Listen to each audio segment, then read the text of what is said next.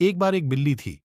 वो बहुत ही चालाक और चौकस थी और उसकी इसी चालाकी और चौकसी को देखकर चूहे भी सावधान हो गए थे और अब चूहे बिल्ली के हाथ नहीं आ रहे थे। एक समय ऐसा आया कि बिल्ली भूख के मारे तड़पने लगी। एक भी चूहा उसके हाथ नहीं आता था क्योंकि वो उसकी आहट सुनते ही तेजी से अपने बिल में छुप जाते थे। भूख से बचने के लिए बिल्ली योजना बनाने लगी। तभी उसके दिमाग में कुछ आया और वो एक टेबल पर उल्टी लेट गई। उसने सभी चूहों को यह सोचने पर मजबूर कर दिया कि वो मर चुकी है। सारे चूहे बिल्ली को ऐसे लेटा हुआ अपने बिल से ही देख रहे थे। उन्हें पता था कि बिल्ली बहुत चालाक है, इसलिए उनमें से कोई भी चूहा अपने बिल से बाहर नहीं आया। लेकिन बिल्ली भी हार मानने वालों में से नहीं थी।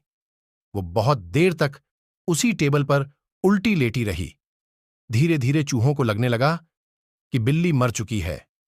वो जश्न मनाते हुए अपने बिल से निकलने लगे।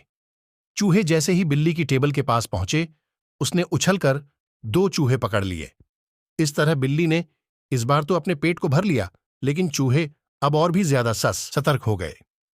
2 चूहे खाने के बाद बिल्ली दोबारा भूख से तड़पने लगी, क्योंकि चूहे अब बिल्कुल भी लापरवाही नहीं बरतना चाहती थी।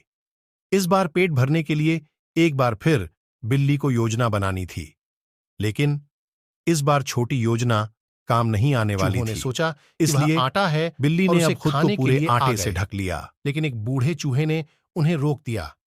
उसने ध्यान से आटा देखा तो उसे उसमें बिल्ली का आकार दिखने लगा। तभी बूढ़े चूहे ने हल्ला मचाना शुरू किया।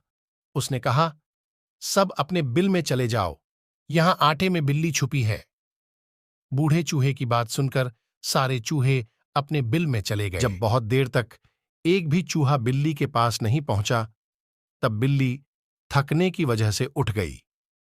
इस तरह बूढ़े चूहे ने अपने अनुभव से सारे चूहों की जान बचा ली। कहानी से सीख, बिल्ली और चूहे की कहानी से यह सीख मिलती है कि बुद्धि का इस्तेमाल करके धोखे से बचा जा सकता है।